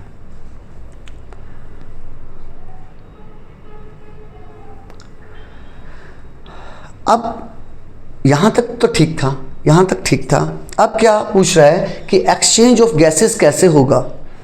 भाई कोई तो बॉडी पार्ट है ना, जैसे लंग्स, हमें लगता है कि लंग्स काम करते हैं, लेकिन जब हमारा नॉलेज लेवल बढ़ा, जब हम 7th में रेस्पिरेशन सिस्टम पढ़ा, तब हमें पता चला लंग्स का तो नाम है, रियल काम कौन कर रहा है, एल्वियोली कर रहा है, एल्वियोली कर रहा है। एल्वियोली कहाँ था, जो आपके विंड पाइप से 2 पाइप निकले, विंड पाइप से 2 पाइप निकले, वो दो पाइप अपने अपने लंग में जाके अलग अलग छोटे छोटे पार्ट्स में डिवाइड हो गए। जब छोटे छोटे पार्ट में डिवाइड हो गए तो उनके लास्ट में, जब मैं वहाँ लास्ट में पहुँचा तो एक छोटे छोटे सैक्स थे, छोटे छोटे मतलब बोरी टाइप थी, मीन्स छोटी छोटी थैलियाँ टाइप थी, छोटी छोटी थैली थी, जिसे हम एल्वियोली बोलते हैं। वहीं पे रियल काम होगा, वहीं पे एक्सचेंज होगा गैसेस का। कैसे, ये दिखा रखा है बेटा, ये एल्वियोली दिखा रखी है। एल्वियोली के चारों तरफ ब्लड वेसल्स घूमे हुए हैं। ये दूसरी इमेज में, सर ये दूसरी इमेज में ब्लू एंड रेड क्यों दिखा रखा है? ब्लू मीन्स बेटा pure blood, sorry red means pure blood, blue means impure blood, जिसमें कार्बन ऑक्साइड ज़्यादा है। रेड मीन्स जिसमें ऑक्सीजन ज़्यादा है। तो कुछ आपको देखो ध्यान से, कुछ रेड दिखा रखे हैं, कुछ ब्लू दिखा रखे हैं। किस लिए? क्योंकि जो ऑक्सीजन आएगा ना बेटा, वो ऑक्सीजन रेड वाले को पास कर देगा, जो कार्बन डाइऑक्साइड आएगा वो ब्लू वाले को पास कर देगा। इसके थ्रू क्या हुआ, जितनी भी एक्सचेंज ऑफ गैसेस होनी थी वह एल्वियोली ने कर दी, ब्लड वेसल को पास कर दिया। जब ऑक्सीजन आई, मैंने जो रेस्पायर किया, जो मैंने इनहेल किया, उसमें क्या था, ऑक्सीजन ज़्यादा थी। ऑक्सीजन आई, ऑक्सीजन वहाँ से होते हुए, ऊपर से होते होते, विंड पाइप से होते हुए लंग्स में एंटर किया, और लंग्स का लास्ट पार्ट को बहुत बड़ा करके दिखा रखा है, लास्ट पार्ट को बहुत बड़ा करके दिखाया है। यहाँ आपको समझा रहा है कि वो एल्वियोली में आने के बाद अब जो ऑक्सीजन आई थी वो उसने ब्लड वेसल को पास कर दी, रेड वाली ब्लड वेसल को पास कर दी, ठीक है। लेकिन जो बुरा, जो गंदी वाली कार्बन डाइऑक्साइड थी, जो मेरे बॉडी पार्ट ऑलरेडी यूज़ कर चुके हैं, जो ब्लड लेके आया है, वो किसका कलर कैसा होगा, ब्लू कलर होगा। वो ब्लू कलर अब फिर से एल्वियोली को दे देगा कि भाई ये कार्बन डाइऑक्साइड है, इसको तुम बाहर छोड़ के आ जाओ, इसको तुम बाहर छोड़ के आ जाओ। तो एल्वियोली क्या करेगा, उसको अब्जॉर्ब कर लेगा, और फिर से विंड पाइप के थ्रू होते हुए जब मैं एक्सेल करूंगा तो वो मेरे बॉडी से बाहर चली जाएगी। कार्बन डाइऑक्साइड बाहर चली गई, ऑक्सीजन अंदर चली गई, अंदर जाने के बाद वो किसके पास गई, ब्लड के पास गई, और ब्लड ने उसको यूज़ कर लिया। और यूज़ करने के बाद जो कार्बन डाइऑक्साइड रिच ब्लड था, जो कि ब्लू कलर में दिखा रखा है, उसने क्या किया, एल्वियोली के पास आने के बाद कार्बन डाइऑक्साइड को एल्वियोली को पास कर दिया, एल्वियोली ने विंड पाइप को पास कर दिया, और विंड पाइप ने नोस्ट्रिल के थ्रू बाहर निकाल दिया, जिसे हम एक्सेल होना बोलते हैं। यही रेस्पिरेशन है। तो हमें क्या समझ में आया, breathing is a part of respiration. Breathing respiration का एक पार्ट है। रेस्पिरेशन में एक और प्रोसेस ऐड है, क्या, जो भी मेरा फूड खाया उसके साथ ऑक्सीजन मिली, फूड प्लस ऑक्सीजन, उससे जो एनर्जी बनाएगा उसे भी रेस्पिरेशन बोलते हैं। यहाँ समझा रखा है। Equation of the process of respiration is as follows, क्या, ग्लूकोज, जो भी मैंने फूड पार्टिकल खाए उसको ग्लूकोज बोल सकते हैं। उस ग्लूकोज के साथ ऑक्सीजन ऐड हो गई। ऑक्सीजन ऐड होने के बाद उसने क्या किया, यूज़ किया, कार्बन डाइऑक्साइड बना दी, वाटर बना दिया, और मेरे काम की चीज़ क्या, एनर्जी बना दी। ये यानी ग्लूकोज के साथ ऑक्सीजन मेरी कहाँ से आई थी, इनहेलेशन से आई थी, उसने मिलके क्या बना दिया, एनर्जी मिला दिया। और कार्बन डाइऑक्साइड और वाटर ये बाई प्रोडक्ट्स थे। बाई प्रोडक्ट्स मीन्स फालतू की चीज़ें, जो कि बाद में कार्बन डाइऑक्साइड मैंने एक्सेल कर दी। इनहेल से मैंने ऑक्सीजन लिया, कार्बन डाइऑक्साइड से एक्सेल कर दिया। इस तरह से वो समझा रखा है। अब यहाँ बता रहा है कि इनहेल एयर में हमें क्या लगता है कि मैं प्योर ऑक्सीजन ले रहा हूँ, प्योर ऑक्सीजन ले रहा हूँ, लेकिन नहीं, इनहेल एयर में 21% ऑक्सीजन है। कितनी ऑक्सीजन है? 21%। क्योंकि हम इनहेल क्या कर रहे हैं, जब मैंने ऐसे सांस लिया तो क्या चीज़ अंदर गई? क्या कोई फिल्टर लगाया क्या जो सिर्फ ऑक्सीजन को अंदर जाने दे, नाइट्रोजन को, कार्बन डाइऑक्साइड को, सबको रोक ले? नहीं, मेरे अंदर क्या गई? एयर गई है, ऑक्सीजन सिर्फ अंदर नहीं गई है। लेकिन हाँ, उसमें ऑक्सीजन की क्वांटिटी ज़्यादा थी, उसमें ऑक्सीजन की क्वांटिटी ज़्यादा थी और कार्बन डाइऑक्साइड की कितनी थी? 0.04% ओनली, जो कि नॉर्मल एयर में होती है। ठीक है, फिर मैंने उसे यूज़ कर लिया। यूज़ करने के बाद फिर मैं उसको, जब वापस मेरी रिएक्शन के बाद कार्बन डाइऑक्साइड बची, मैं उसको बाहर कर रहा हूँ। तो बच्चों को लगता है कि जब मैं उसको बाहर कर रहा हूँ, बॉडी से बाहर निकाल रहा हूँ, तो प्योर कार्बन डाइऑक्साइड है। Nothing like that. Pure carbon dioxide अभी भी वो प्योर कार्बन डाइऑक्साइड नहीं है।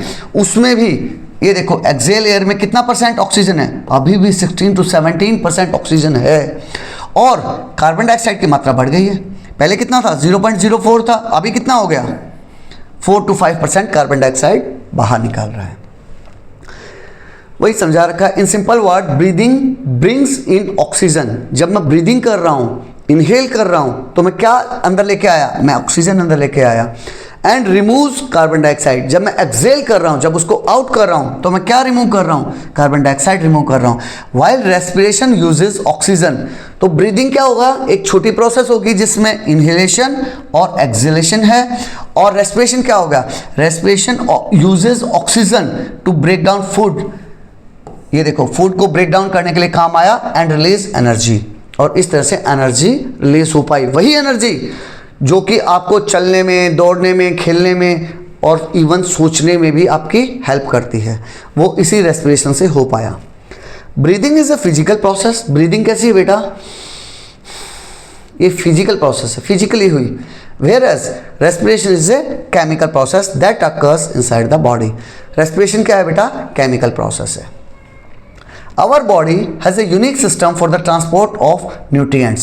हमारी बॉडी के पास एक यूनिक सिस्टम है न्यूट्रिएंट्स को सर्कुलेट करने का। भाई न्यूट्रिएंट्स पहुंच गए बॉडी के पास, ब्लड के पास पहुंच गए, तो क्या ब्लड सीधा पहुंच जाता है क्या? नहीं, उसके लिए भी एक सिस्टम बना रखा है, दैट इज सर्कुलेटरी सिस्टम, जो सर्कल करता है, सर्कुलेट करता है पूरी बॉडी में। उसी के बारे में बता रहा है। दैट ट्रांसपोर्ट न्यूट्रिएंट्स, जो न्यूट्रिएंट्स को ट्रांसपोर्ट करेगा, ऑक्सीजन को ट्रांसपोर्ट करेगा और दूसरे सब्सटेंसेस को। This system is called the circulatory system. इसी सिस्टम को सर्कुलेटरी सिस्टम बोलते हैं। इट इंक्लूड्स, इसके अंदर क्या क्या रहेगा बेटा? हार्ट रहेगा, ब्लड रहेगा एंड ब्लड वेसल्स रहेंगे। ये मिलके सर्कुलेटरी सिस्टम बनाते हैं। The heart pumps blood through the blood vessels. Heart क्या करेगा? ब्लड को पंप करने में हेल्प करेगा। पंप मीन्स जैसे आपके घरों में बोरवेल लगी हुई है और बोरवेल का पानी आपको ऊपर छत पे पहुंचाना है, तो कैसे पहुंचाते हैं? एक कोई मोटर लगी है ना, बोरवेल लगी हुई है, वो मोटर जो पंप लगा हुआ है, उस वो हार्ट ऐसे ही आपके ब्लड को माइंड के पास, फिंगर्स के पास, हर बॉडी पार्ट्स के पास भेजने में हेल्प करता है। Ensuring the transport of nutrients, oxygen and other substances to all part of the body while waste products are carried away। और वेस्ट प्रोडक्ट को बाहर निकाल दिया जाता है। नेक्स्ट बता रखा है साइंस एंड सोसाइटी में स्मोकिंग के बारे में। स्मोकिंग बेटा खतरनाक चीज़ है, वी शुड अवॉइड इट, हमें नहीं करनी चाहिए। बिकॉज आपने देखा होगा जो भी स्मोकिंग करते हैं उसके लंग्स वगैरह बेकार हो जाते हैं, जो आने वाले टाइम में लंग डिजीज क्रिएट कर सकते हैं और इवन डेथ तक के लिए जा सकते हैं। तो स्मोकिंग वगैरह नहीं करनी चाहिए, उसके बारे में बता रखा है कि वो स्पेशली। इसमें एक और चीज़ बहुत अच्छी बताई है। कई बार क्या होता है बेटा, मान लिया मैं स्मोक कर रहा हूँ तो मेरे लंग्स रेडी हैं उसके लिए, मेरा माइंड रेडी है उसके लिए, मेरे कम अफेक्ट करेंगे कंपैरेटिवली। एक बच्चा जो मेरे साइड में बैठा है, 2 साल का, 5 साल का, 10 साल का बच्चा है, जिसने कभी स्मोकिंग नहीं की है, जिसके लंग्स प्योर हेल्दी हैं और अभी इमेच्योर हैं, तो होगा क्या, मैंने जो धुआं छोड़ा वो उसके लंग्स में चला जाएगा, जिसे हम पैसिव स्मोकिंग बोलते हैं। मैं कौन सी स्मोकिंग कर रहा हूँ? मैं एक्टिव स्मोकिंग कर रहा हूँ। वो बच्चा कौन सी स्मोकिंग कर रहा है? पैसिव स्मोकिंग कर रहा है। मैं उसके लिए रेडी हूँ लेकिन वो बच्चा उसके लिए रेडी नहीं है, तो हो सकता है वो मुझे कम हार्म करे, उस बच्चे को ज़्यादा हार्म करे। इसलिए समझा रखा है कि आप अपने आप पे कंट्रोल करना सीखें। नॉट ओनली आप अपने आप को, अपने चारों तरफ जो दूसरे लोग हैं उनको भी इस तरह से बचा सकते हैं। Do other animals breathe the same way as human do? क्या दूसरे एनिमल भी उसी तरह से ब्रीथ करते हैं क्या जैसे हम करते हैं?